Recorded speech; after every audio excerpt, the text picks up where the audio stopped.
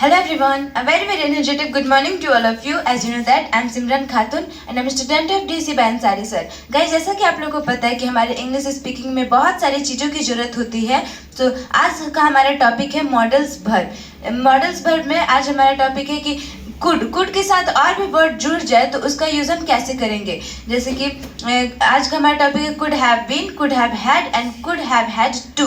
इसका यूज़ हम कहाँ पे और कैसे करते हैं ये आज हम सीखेंगे। गाइस, यहाँ पे कैन के सभी यूजेस समाप्त हो चुके हैं और कुड के भी कुछ यूजेस हो चुके हैं। अगर आपने वो पुराने वीडियोस नहीं देखे हैं तो आप इस चैनल के प्लेलिस्ट में है, वहाँ से जाकर देख सकते हैं। और आज का हमारा लास्ट कुड के 3 यूजेस है। सो आइए without any further delay let's start the topic. Guys, आज का हमारा टॉपिक है could, model verb could, could have been. इसका हिंदी क्या होता है? किया जा सकता था, यानी कि कोई काम किया जा सकता था। गाइस, जैसे कि हम अक्सर हम अक्सर सेंटेंस बोलते वक्त बोलते हैं कि वहाँ जाया जा सकता था, ये बनाया जा सकता था, ये खाया जा सकता था। तो जब कोई काम किया जा सकता था तो वहाँ पे हम कुड हैव बीन का यूज़ करते हैं। यहाँ पे हम किया जा सकता था, इसका हिंदी होता है यानी कि कोई काम किया जा सकता था।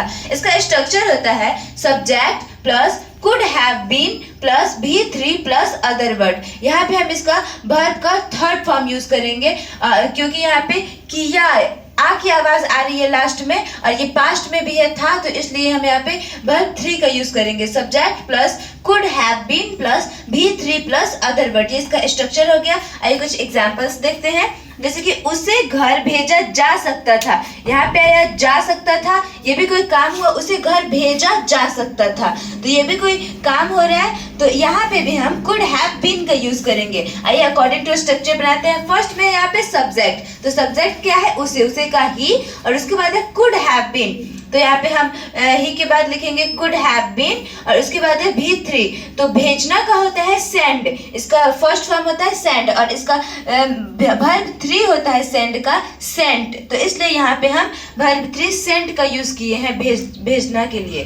तो he could have been sent, उसके बाद कहाँ पे? घर पे, तो he could have been sent at home. ये हमारा अफर्मेटिव सेंटेंस कंप्लीट हो गया।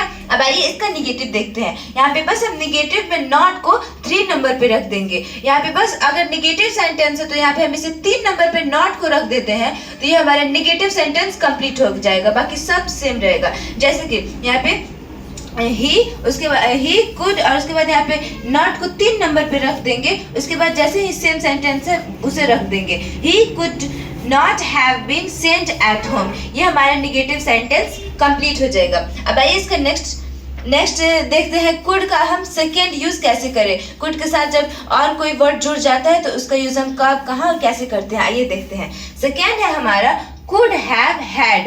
यहाँ पे कुड हैव हैड का हिंदी होता है पास हो सकता था, पास हो सकती थी, पास हो सकते थे, यानी कि कोई वस्तु किसी के पास हो सकता था।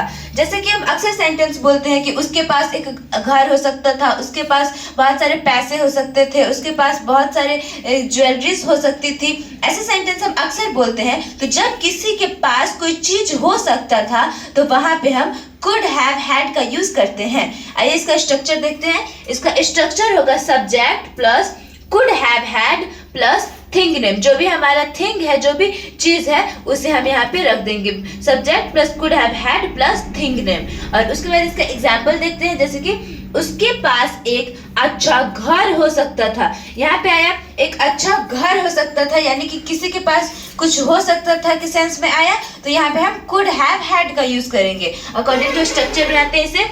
उसके, तो पहले सब्जेक्ट उसके, यहाँ पे होगा इसका ही, उसके बाद कुड हैव हैड, तो यहाँ पे आया कुड हैव हैड, उसके बाद क्या? थिंग नेम, तो कौन सा चीज हो सकता था उसके पास? एक अच्छा घर, तो एक अच्छा घर का क्या होगा?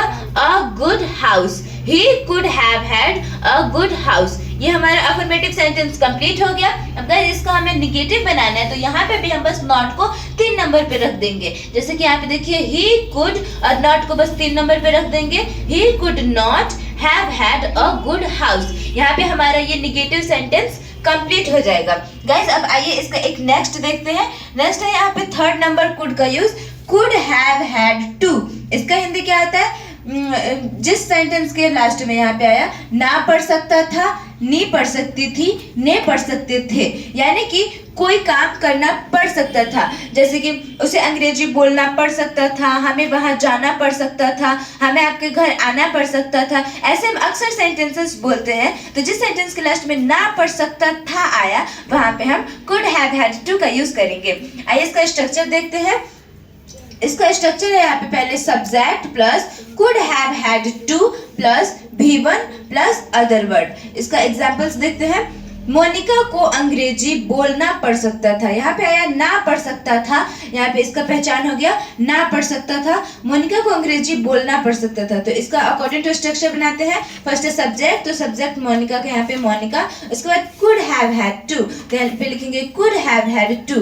उसके बाद क्या, अंग्रेजी बोलना, तो अंग्रेजी बोलना का क्या होगा, speak English. Monica could have had to speak English, यहाँ पे हमारा वर्ब का फर्स्ट फॉर्म ही यूज होगा, यहाँ पे ध्यान रखिएगा लोग। उसके बाद इसका निगेटिव बनाते हैं, तो यहाँ पे भी बस हम नॉट को 3 नंबर पे रख देंगे। मोनिका कुड, नॉट को 3 नंबर पे। उसके बाद have had to speak English, बाकी सब सेंटेंस सेम रहेगा, बस निगेटिव सेंटेंस में नॉट को 3 नंबर पे रख देना है। Monica could not have had to speak English. So guys, यहाँ पे मैंने एक एग्जाम्पल लिए, आप बहुत ढेर सारे एग्जाम्पल लीजिए ताकि आप लोग का इंग्लिश और इम्प्रूव होता रहे। सो हमारे इंग्लिश स्पीकिंग के लिए मॉडल्स वर्ब बहुत ही इंपॉर्टेंट होता है, तो इसे आप लोग बिल्कुल भी इग्नोर ना करें और इसकी बहुत अच्छे से प्रैक्टिस करते रहे। ये हमारा कुड का लास्ट यूनिट था।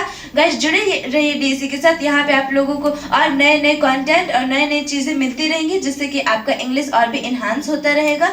तो अगर आपको ये वीडियो अच्छा लगा हो तो प्लीज़ इसे लाइक शेयर एंड सब्सक्राइब कीजिए और मुस्कुराते रहिए, अंग्रेजी सीखते रहिए। बाय।